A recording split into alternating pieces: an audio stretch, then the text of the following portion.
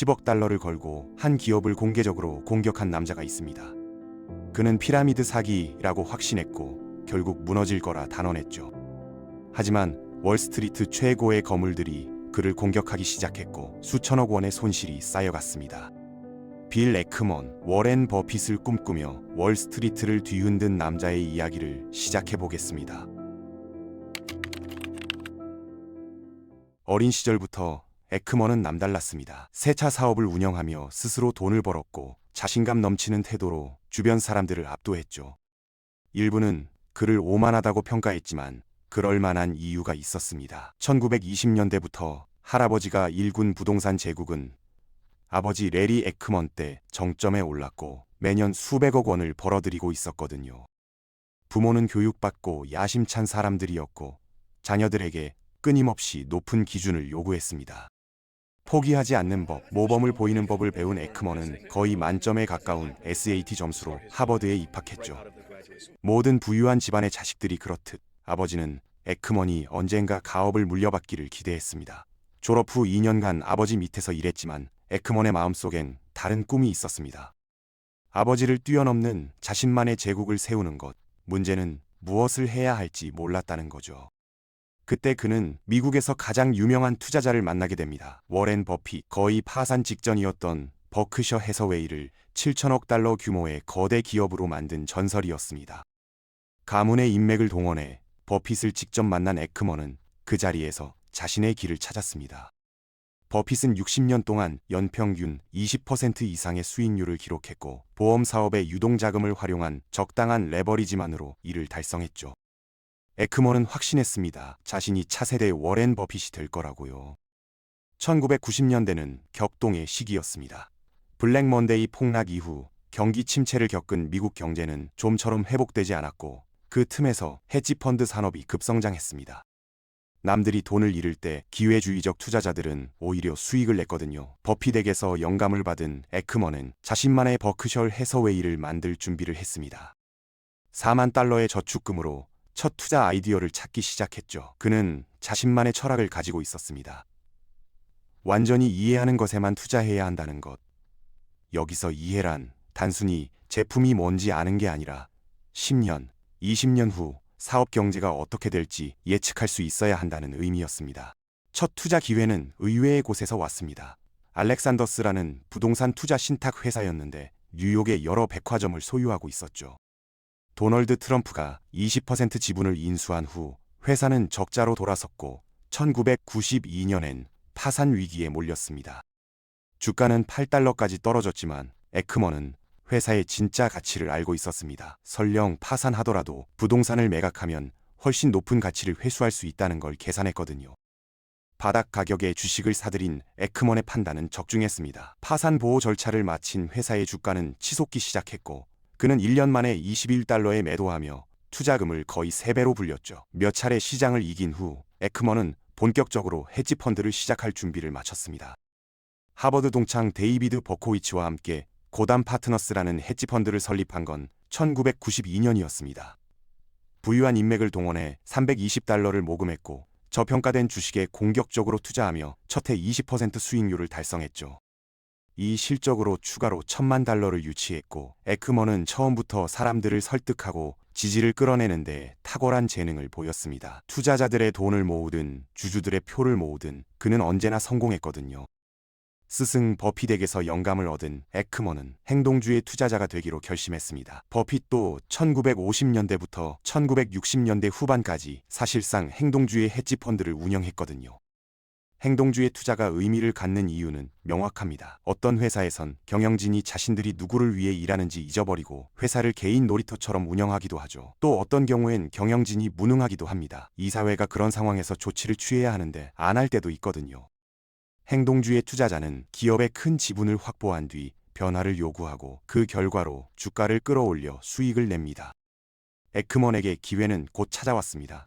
뉴욕 중심부에 위치한 록펠러 센터는 19개 상업 건물로 구성된 대규모 복합단지였는데 1990년대 초 부동산 시장이 붕괴하면서 심각한 재정난에 빠졌습니다. 주가는 폭락했고 높은 부채로 파산 절차를 밟고 있었죠.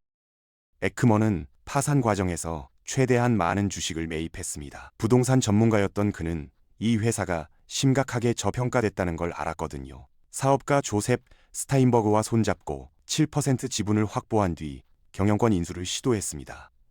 이 시도는 샘 젤 같은 부동산 거물과 데이비드 록펠러까지 끌어들이며 큰 주목을 받았죠. 결국 에크먼은 골드만삭스와 손잡은 록펠러 측에 밀려 경영권 확보엔 실패했지만 투자 자체는 성공이었습니다. 록펠러 투자건으로 고담 파트너스는 1995년 39% 수익률을 기록했고 겨우 30대 초반의 젊은이가 이룬 성과에 모두가 놀랐습니다. 경영권은 못 가져갔지만 월스트리트 거물들의 존경을 얻었고 그들은 에크먼의 투자자가 됐죠. 1990년대 후반 헤지펀드 붐이 일어나며 수천 명의 야심찬 젊은이들이 업계로 몰려들었습니다. 부유한 집안에서 자란 에크먼이지만 진짜 자기 것을 만들고 싶었습니다. 30세에 그의 헤지펀드는 5억 달러 규모로 성장했고 그는 세상의 주인이 된 것 같았죠. 하지만 성공에 취한 나머지 다가올 파멸을 보지 못했습니다. 고담 골프라는 부동산 그룹이 전국 24개 골프장을 관리하고 있었는데 에크먼은 부동산 가치가 계속 오를 거라 믿고 막대한 투자를 했습니다. 하지만 부동산 가치가 하락하자 손실을 자르는 대신 2배로 베팅을 늘렸죠. 버핏과 먼 것처럼 저평가된 자산을 발견하면 집중적으로 큰 돈을 거는 게 그의 방식이었거든요. 분산 투자는 일반적으로 자신이 뭘 하는지 아는 사람에겐 의미가 없다고 에크먼은 믿었습니다. 분산 투자는 무지에 대한 보호 장치일 뿐이고 시장 대비 안전하게 가려면 모든 걸 사면 되지만 그건 자신의 방식이 아니었죠. 문제는 에크먼이 간과한 게 있었다는 겁니다. 그의 헤지펀드는 버크셔 해서웨이가 아니었어요. 버핏은 상장 기업을 운영하기 때문에 투자자들이 돈을 빼갈 걱정을 안 해도 되지만 헤지펀드는 보통 분기마다 자금 인출이 가능합니다. 투자자들이 언제든 돈을 뺄 수 있는데 장기 투자를 하는 건 위험천만한 일이죠. 고담 골프에서 계속 손실이 나자 투자자들은 돈을 빼기 시작했습니다. 포지션을 청산하기 싫었던 에크먼은 추가 자금을 모으려 했지만 턱없이 부족했고 결국 더 창의적인 방법을 찾아야 했습니다. 해법은 이상한 회사에서 나왔습니다. 프리페이드 리갈 서비스는 법률 서비스를 판매하는 다단계 회사였는데 지금은 리갈 실드로 알려져 있죠. 월스트리트는 이 회사를 피라미드 사기로 의심하며 공매도 하고 있었지만 에크먼은 저평가됐다고 판단하고 큰 포지션을 잡았습니다. 문제는 주가가 좀처럼 오르지 않았다는 거죠. 참을성을 잃은 에크먼은 웹사이트에 공개 서한을 올려 회사가 얼마나 훌륭한지 홍보했습니다. 효과가 있었어요. 주가가 오르기 시작했고 에크먼은 숨통이 트였죠. 하지만 진짜 골칫거리는 이제부터였습니다. 서브프라임 대출로 촉발된 2000년대 초반 부동산 붐 속에서 에크먼은 금융 사기와 거품이 커지는 걸 감지했습니다. MBIA라는 금융회사를 조사한 후 신용부도 스왑으로 회사가 망할 거라 베팅했죠. 투자 논리는 맞았지만 타이밍이 틀렸습니다. 설상가상으로 MBIA는 프리페이드 리갈 투자 건으로 에크먼을 시장 조작 혐의로 고소했고 법적 문제로 더 많은 투자자들이 떠났습니다. 절박해진 에크먼은 월스트리트에서 가장 위험한 남자와 거래하기로 결심했습니다. 칼 아이칸이었죠. 뉴욕 퀸스의 가난한 동네에서 자란 아이칸은 1960년대 주식시장에 뛰어들어 수십 년간 기업 인수 전쟁을 벌이며 무자비한 약탈자로 명성을 쌓았습니다. 아이칸과 거래한다는 것 자체가 에크먼이 얼마나 절박했는지 보여줍니다. 투자자들이 계속 돈을 빼가자 에크먼은 주식을 청산해야 했는데 그중엔 잠재력이 큰 것들도 있었습니다. 하로드 리얼티는 주가가 $60였지만 $140 가치가 있다고 판단한 회사였고 시장에 덤핑하긴 아까웠죠. 아이칸은 이 회사도 저평가됐다고 보고 시장가보다 $20 높은 $80에 사겠다고 했습니다. 아이칸은 에크먼보다 훨씬 오래 싸워온 사람이었습니다. 그는 좋은 거래를 알아보는 눈이 있었고 이 회사가 적대적 인수에 완벽하다는 것도 알았죠. 에크먼에게서 주식을 산 후 즉시 경영권 확보를 위한 주주 투표 전쟁을 벌였습니다. 경영진은 아이칸이 이기면 무슨 일이 벌어질지 두려워했고 백기사를 찾아 회사를 매각했습니다. 아이칸의 주식은 $137에 인수됐고 그는 72% 수익을 올렸죠. 아이칸은 이기든 지든 항상 더 많은 돈을 버는 능력으로 유명했습니다. 하지만 에크먼도 한 몫을 요구했습니다. 아이칸이 놓친 게 있었습니다. 원래 계약서에 아이칸이 하루드에서 10% 이상 수익을 내면 절반을 에크먼에게 주기로 한 조항이 있었거든요. 공포와 협박으로 경력을 쌓아온 아이칸은 지불을 거부하며 오히려 소송을 위협했습니다. 하지만 에크먼도 쉽게 물러서지 않았죠. 맞소송을 걸었고 법원은 에크먼의 손을 들어줬습니다. 아이칸은 900만 달러를 지불하라는 명령을 받았어요. 최고의 자리에 있는 사람들의 경쟁심은 자존심에서 비롯됩니다. 억만장자 아이칸에게 900만 달러는 용돈 수준일지 몰라도 그가 가장 싫어하는 건 지는 거였고 언젠가 반드시 복수할 생각을 했습니다. 에크먼이 워렌 버핏에게서 배우지 못한 것이 있다면 이겁니다. 첫 번째 규칙, 절대 돈을 잃지 마라. 두 번째 규칙, 첫 번째 규칙을 절대 잊지 마라. 고담 파트너스 붕괴 후 에크먼은 시간을 낭비하지 않고 새 펀드를 시작했습니다. 5천만 달러를 모아 퍼싱 스퀘어 캐피털 매니지먼트를 설립했고 이제는 행동주의 투자에만 집중했죠. 보통 우리는 길을 잃은 훌륭한 사업을 찾아서 뭐가 잘못됐는지 파악하고 일련의 변화를 권고한 후 지분을 삽니다. 그게 우리 핵심 사업이죠. 에크먼 전략의 본질은 같았습니다. 부동산 자산이 많은 회사를 찾는 거였어요. 유형 자산이고 현금 흐름을 예측하기 쉬웠거든요. 당연히 레스토랑과 소매점에 많이 투자했습니다. 2005년 7월 퍼싱 스퀘어는 웬디스의 지분 9.9%를 확보했고 팀 홀튼 도넛 체인을 분사하라는 캠페인을 시작했습니다. 몇 주 후 웬디스는 분사에 동의했고 주가는 30달러에서 50달러로 치솟았죠. 에크먼은 자신의 투자를 크고 공개적으로 알리는 걸 좋아했습니다. 효과가 있었거든요. 웬디스 성공으로 많은 투자자를 끌어모았고 맥도날드 투자로도 100% 수익을 냈습니다. 2010년까지 퍼싱 스퀘어는 100억 달러 자산을 운용하는 월스트리트에 떠오르는 스타가 됐죠. 집중 투자 방식이 통하는 것 같았습니다. 우리가 특이한 건 매우 집중적이라는 거예요. 10개만 보유하죠. 많은 사람들이 집중 투자를 얘기하지만 30개, 40개, 50개를 갖고 있고 상위 5개만 큽니다. 우리는 말 그대로 10개만 갖고 있어요. 에크먼이 옳았을 수도 있지만 그는 자신의 투자 스타일이 곧 다시 문제가 될 거라는 걸 보지 못했습니다. JC 페니의 최대 주주로 18%를 보유한 그는 CEO를 해고하고 애플 출신 론 존슨을 새 CEO로 앉혔습니다. 존슨은 급진적인 변화를 시도했지만 모두 재앙이었죠. 에크먼은 JC 페니 투자금의 절반을 잃었고 운을 되돌리기 위해 다시 필사적으로 다음 큰 아이디어를 찾기 시작했습니다. 마크 휴즈는 24살에 자동차 트렁크에서 허벌라이프를 시작했습니다. 20년 만에 연 18억 달러 매출의 거대 기업으로 키웠지만 전성기에 약물 과다봉용으로 사망했죠. 당시 허벌라이프는 의심스러운 판매 관행으로 악명 높았고 창업자 사망 후 새 CEO를 찾으며 이미지 쇄신을 원했습니다. 그들이 찾은 완벽한 인물이 마이크 존슨이었어요. 디즈니에서 17년간 마케팅 임원으로 10억 달러 이상 매출을 올린 존슨이 CEO가 되자 허벌라이프는 합법적인 기업으로 거듭나기 시작했습니다. JC 페니 실패를 만회할 투자를 찾던 에크먼은 이번엔 다른 접근을 했습니다. 주주로서 기업 가치를 높이는 게 아니라 사업이 망할 거라 베팅한 거죠. 공매도를 한 겁니다. 우리는 허벌라이프가 피라미드 사기를 운영하고 있다고 믿습니다. 주로 히스패닉계 저소득층에서 소수의 부자들로 부를 이전시키고 있다고 봅니다. 에크먼은 조용히 할 사람이 아니었습니다. 공개적으로 회사를 처형할 거였죠. 회사 매출의 40에서 50%가 뉴트리션 클럽이라는 사기적 사업 방식에서 나옵니다. 가짜 고객들이 미니 피라미드에 가입하는 거예요. 정황이 아니라 사실입니다. 허벌라이프는 즉시 공개 반격 캠페인을 시작했지만 투자자 신뢰는 무너졌고 주가는 52주 최저가를 찍었습니다. 모든 희망이 사라진 것처럼 보일 때 마이크 존슨은 예상치 못한 방문객을 맞이했습니다. 또 다른 헤지펀드 매니저 댄 로브였죠.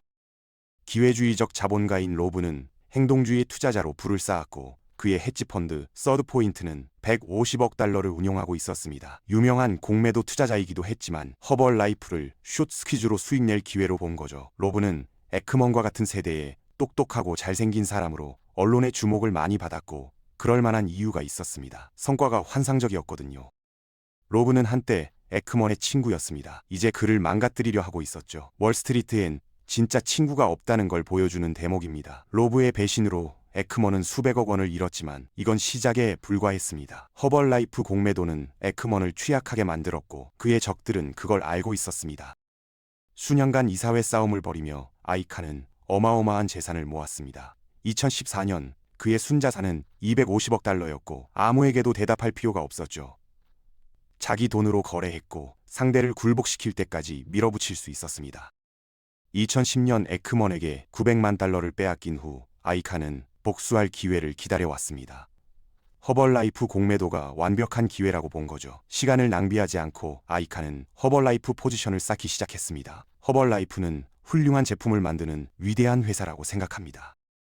마이크 존슨의 지원으로 아이칸은 이사회에서 2자리를 확보했고 전직 미국 의무감 리처드 카르모나 박사를 이사회에 영입하며 회사의 정당성을 더욱 강화했습니다. 주가는 100% 급등했죠. 에크먼에게 이건 전쟁 선포나 다름없었습니다. 아이칸의 공격에 에크먼은 공매도 포지션의 절반을 풋옵션으로 교체했습니다. 풋옵션은 주가에 대한 보험 계약 같은 거죠. 동시에 정부 로비를 강화해 허벌라이프를 폐쇄시키려 했습니다. FTC와 FBI가 조사에 착수했고 주가는 14% 급락했지만 충격적이게도 FTC는 허벌라이프를 피라미드 사기로 판정하지 않았습니다. 대신 2억 달러 합의금을 내는 선에서 마무리됐죠. 에크먼이 포지션을 정리할 시간이었지만 그때 칼 아이칸에게서 전화가 왔습니다. FTC 판결 후 아이칸은 허벌라이프 포지션을 정리하고 싶었지만 시장에 덤핑할 순 없었습니다. 패닉을 일으킬 테니까요. 절반을 살 사람을 찾았는데 그게 바로 빌 에크먼이었습니다. 하지만 그건 실수였어요. 에크먼은 이 기회를 이용해 아이칸에게 복수했습니다. 정보를 언론에 흘려 시장에 패닉을 일으킨 거죠. 시장을 진정시키기 위해 아이칸은 다시 허벌라이프를 더 사야 했습니다. 두 억만장자는 교착 상태에 빠졌지만 에크먼에겐 허벌라이프가 가장 큰 걱정거리가 아니었습니다. 진짜 문제가 막 시작됐거든요. 21세기 들어 대형 ETF의 등장으로 미국 기업들은 안일해졌습니다. 최대 주주들이 수동적 펀드인 경우가 많았거든요. 이는 행동주의 헤지 펀드의 부상을 가져왔고 그들은 거대 ETF들을 움직여 더 능동적이 되도록 만들었습니다. 그 선두에 빌 에크먼이 있었죠. 고조도 캠페인을 통해 많은 기업의 운영 방식을 바꾸며 수십억 달러를 벌었습니다. 허벌라이프 공매도 후 월스트리트 최강자 칼 아이칸과 전쟁을 벌이며 수천억 원을 잃었지만 이번엔 또 다른 싸움이 그를 기다리고 있었습니다. 이번엔 끝장날 수도 있는 싸움이었죠. 에크먼은 발리언트를 차세대 버크셔 해서웨이로 믿었습니다. 문제는 버핏의 버크셔는 제약회사가 아니라 보험회사라는 거죠. 사람들의 돈을 모아 미래의 약속을 기반으로 운영하는 사업 모델이었습니다. 발리언트는 약을 사서 가격을 올리는 회사였고 그들은 아니라고 주장했지만 그게 핵심 전략이었죠.